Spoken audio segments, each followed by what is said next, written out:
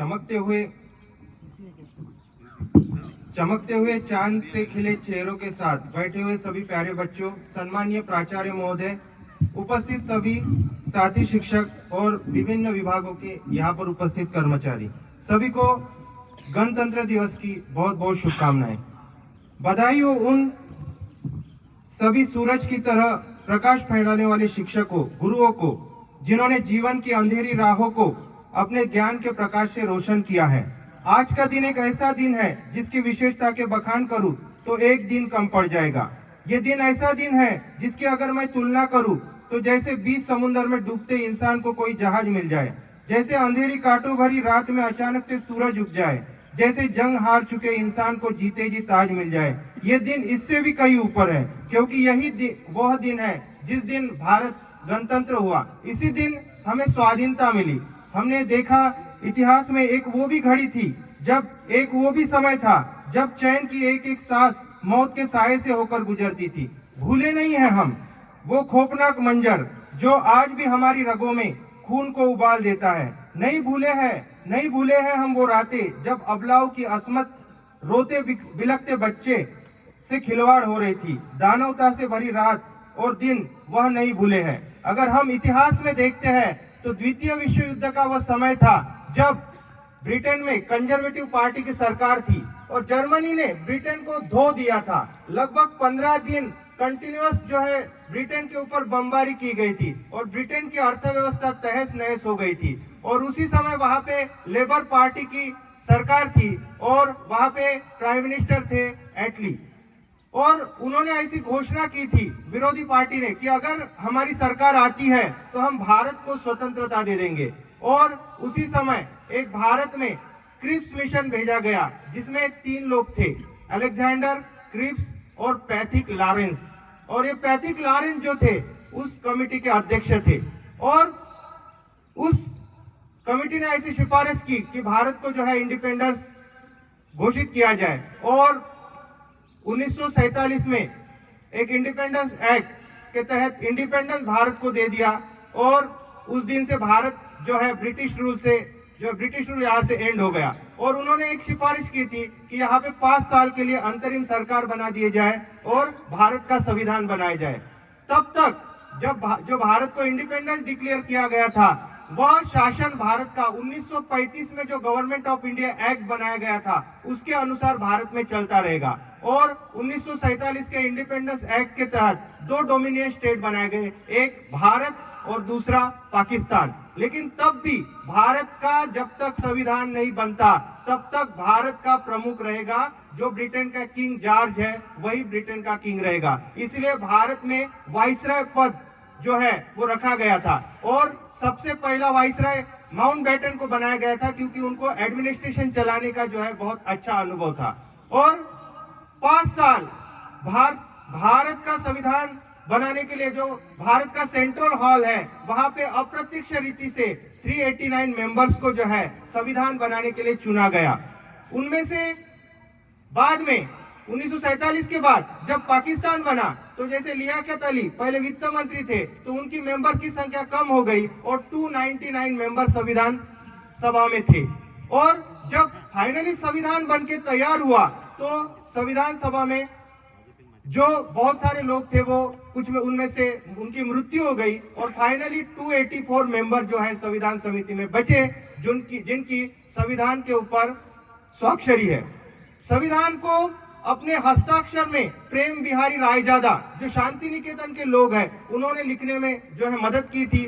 मूल संविधान जो बना वो 13 किलो का है जो आज भी सेंट्रल जो हॉल है संसद का वहां पे रखा है। और अपने को अगर हमको अगर उसको देखने का सौभाग्य मिलता है तो हमें संसद के हॉल में देखने को जाना चाहिए। मुझे भी वो सौभाग्य मिला था। मैं 2017 में वहां पे गया था, मेरा एक दोस्त वहां पे था और मैंने वो संविधान की कॉपी जो है सेंट्रल हॉल में संसद में जाके देखी है। तो जो संविधान बना ये संविधान अपने आप में बहुत ही उत्कृष्ट है। ये संविधान के कारण ही हम जो है आज इस गणतंत्र में स्वतंत्रता से जी रहे हैं, जो हमें मौलिक अधिकार दिए हैं या अन्य सभी। इसके लिए जो मूल 13 समितियां बनाई गई थी संविधान बनाने के लिए ही मूल 13 समितियां बनी थी। उसमें से प्रारूप समिति जो है वो सबसे इंपॉर्टेंट थी, जिसमें डॉक्टर अंबेडकर का बहुत ही अहम रोल रहा था, जिन्होंने संविधान बनाने में एक अहम जो है भूमिका जो है निभाई थी। उसमें संविधान सभा में जो भी संविधान बनाया गया, उसमें सभी जो लोग हैं उन्होंने बहुत दिनों तक चर्चा की और 2 साल 11 महीने 18 दिन, 3 साल को 12 दिन कम रहते हैं, तो उतने टाइम में जो है संविधान बन के तैयार हुआ। लेकिन संविधान जब बना तो इतिहास में हम देखते हैं कि 26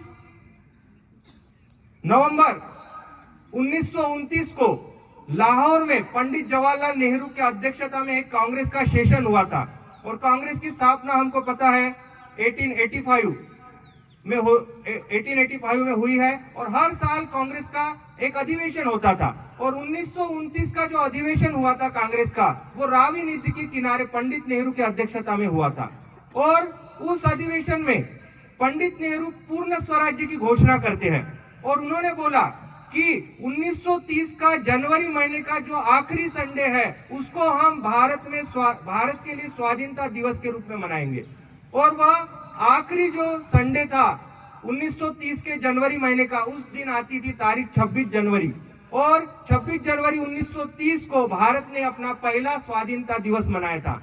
फिर 1931 में भी स्वाधीनता दिवस मनाया गया, 1932 में भी मनाया गया, जब भारत स्वतंत्र हुआ 1947 में भी स्वाधीनता दिवस मनाया गया, 1948 में भी स्वाधीनता दिवस मनाया गया, और जब भारत का संविधान बनाया गया तब वो तैयार हुआ था 26 नवंबर 1949 को। लेकिन 26 जनवरी 1930 का जो महत्व था, उसी के लिए हमारे कॉन्स्टिट्यूशन में आर्टिकल 395 में यह लिखा गया कि हमारा जो संविधान है वो अस्तित्व में आएगा 26 जनवरी 1930 के बाद, और 26 जनवरी 1930 को हमने संविधान को स्वीकार किया।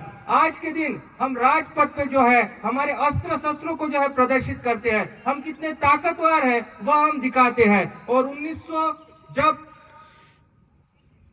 हमारा ये कॉन्स्टिट्यूशन जब हमने पहली बार जो है तैयार किया, तो हमने सबसे पहले जो है राजपथ पे जो है हम अलग अलग देशों के जो है राष्ट्रपतियों को या प्रधानमंत्रियों को बुलाने की जो है एक परंपरा है, तो हमने सबसे पहले जो है सुकार्नो, जो इंडोनेशिया के उस समय राष्ट्रपति थे, उनको जो है हमने आमंत्रित किया था। इस साल हमने इमैनुअल मैक्रो, जो फ्रांस के जो अध्यक्ष है, उनको जो है यहाँ पे आमंत्रित किया है। और हम जो है हमारे फ्रांस के साथ बहुत अच्छे रिलेशन है। हमको उन्होंने अभी एक जो है लड़ाऊ एरोप्लेन जो है दिया, राफेल।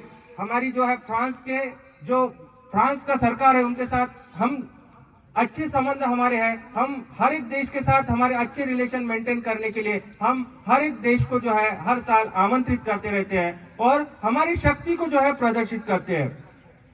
आज 26 जनवरी के इस अवसर पर मैं आपसे कहना चाहूंगा कि देश के लिए, अपने भारत के लिए, अपनी भूमि के लिए वो करो, फिर से देखे कि भारत जो है विश्व गुरु बने। और इसके लिए हर इंसान को जो भारत की भूमि से मोहब्बत करता है, वंदन करता है, नमन करता है, हर उस इंसान को अपना योगदान देना होगा। जो जिस क्षेत्र में काम करता है उसे उस क्षेत्र में अपना योगदान देना होगा।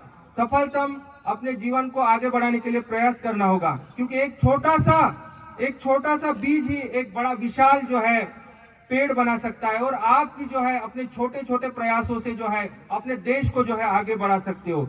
आज के इस दिन के महत्व को समझते हुए सब यहाँ पर एकत्रित हुए, इसका अर्थ यह है कि आप सभी देशभक्त हैं। और मैं कुछ पंक्तियों के साथ अपने भाषण को जो है यहाँ पे समाप्त करना चाहूंगा। मैं अपने सभी पड़ोसी राष्ट्रों और जो भी हमारे गणतंत्र के लिए संकट है, उनके लिए ये जो है पंक्तियां बोल के यहाँ पर अपने भाषण को समाप्त करूंगा। अगणित बलिदानों से अर्जित स्वतंत्रता यह, त्याग तपोबल से अर्जित यह स्वतंत्रता, प्राणों से प्रियतर यह स्वतंत्रता, इसे मिटाने वालों को, साजिश करने वालों से कहते हैं चिंगारी का खेल बुरा होता है, औरों के घर में आग लगाने का सपना हमेशा अपने घर में ही खड़ा होता है। तुम अपने ही हाथों अपनी कब्र मत खोदो, तुम अपने ही पैरों कुल्हाड़ी ना मारो, ए नादान पड़ोसियों आंखें खोलो, आजादी अनमोल है इसका मोल ना लगाओ। तो हमारे संविधान को, हमारे राष्ट्र की स्वतंत्रता को जो भी हमारे